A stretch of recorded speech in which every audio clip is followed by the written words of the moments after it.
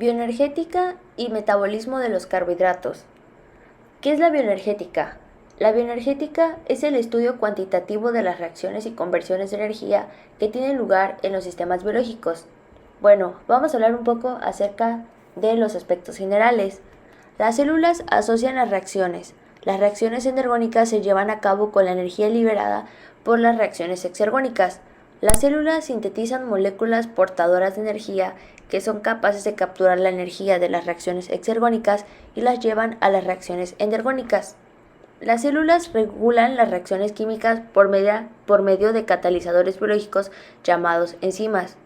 Ahora bien, las transformaciones biológicas de energía obedecen a las leyes de la termodinámica y están influenciadas por dos fuerzas: la tendencia a conseguir el estado de unión más estable, que es la entalpía, y la tendencia a conseguir el mayor grado de desorganización, que es la entropía. La fuerza motriz neta de una reacción es la variación de la energía libre. Por otro lado, las células guardan la energía necesaria para sus reacciones en ciertas moléculas. La principal es el ATP, adenosíntrifosfato, el cual es usado para capturar, transferir y almacenar energía libre necesaria para realizar el trabajo químico.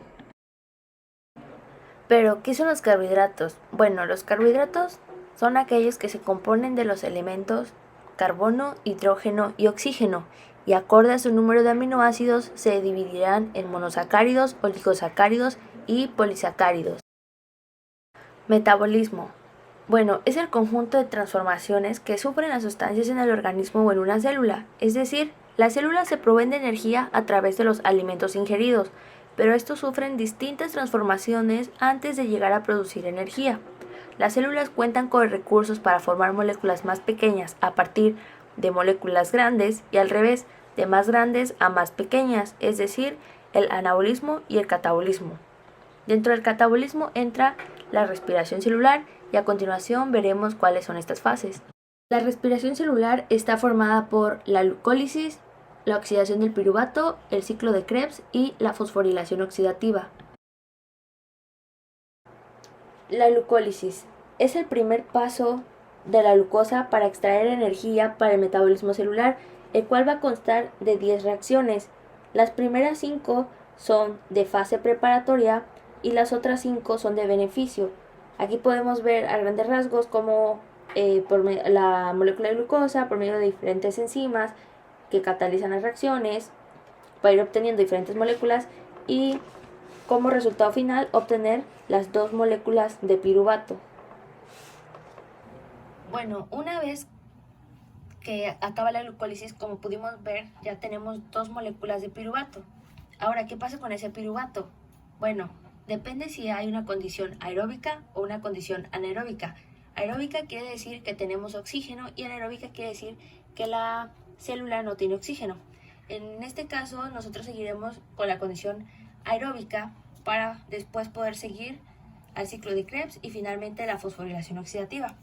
Pero ¿qué pasa en una condición anaeróbica? Bueno, aquí cuando la célula se queda sin oxígeno, en vez de formar acetilcoenzima A, se forma a través del piruvato, se va a formar lactato, que es la fermentación del ácido láctico. Y existe otra, que eso nosotros no lo podemos producir, pero ciertos microorganismos como la levadura, el piruvato, lo van a convertir en etanol, que es la fermentación alcohólica. Bueno, aquí como podemos observar es el destino aeróbico del piruvato, que es la descarboxilación oxidativa. El piruvato, por medio del complejo piruvato deshidrogenasa, va a dar como resultado el acetilcoenzima A, que posteriormente seguirá en el ciclo de Krebs.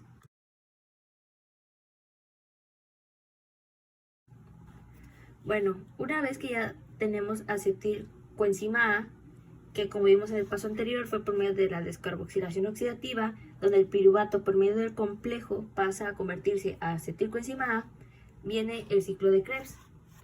Pero antes de poder iniciar, el acetilcoenzima A deberá condensarse por medio de la citrato sintasa para poder tener citrato y ahora sí poder iniciar con el ciclo de Krebs. Ok, la primera y segunda reacción es la conversión del citrato en isocitrato, que es la deshidratación y la hidratación. 3. Oxidación del isocitrato a alfa-cetoglutarato. 4. La oxidación del cetoglutarato a succinilcoenzima A por medio de este complejo, que es el complejo alfa-cetoglutarato deshidrogenasa. 5. Es la fosforilación a nivel sustrato.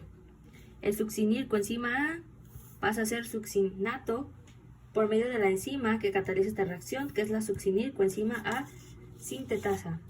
6.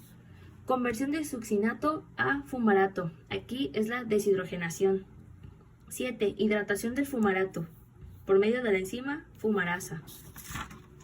Y la última reacción, que es la oxidación del malato a oxaloacetato en la deshidrogenación. Aquí el L-malato por medio de la enzima malato deshidrogenasa se convierte en oxaloacetato. Bueno, el ciclo de Krebs siempre va a ser seguido por la fosforilación oxidativa. Este proceso extrae la energía en forma de electrones de alto potencial de las moléculas de NAD reducido y FAD reducido, regenerando NAD y FAD, gracias a lo cual el ciclo de Krebs puede continuar.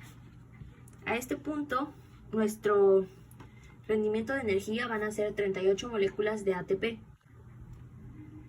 Bueno, pues resulta que la razón por la que necesitas oxígeno es para que tus células puedan usar esta molécula durante la fosforilación oxidativa, la etapa final de la respiración celular.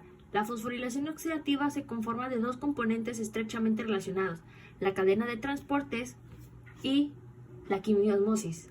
En la cadena de transportes de electrones, los electrones se transportan de una molécula a otra y la energía liberada cuando se transfieren los electrones se utiliza para formar un gradiente electroquímico.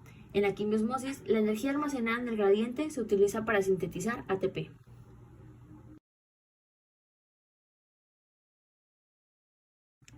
Bueno, pues ahora tenemos las principales rutas de los carbohidratos. Al ingerir alimento, las moléculas de glucosa, en este caso provenientes de los carbohidratos, se van a almacenar como glucógeno.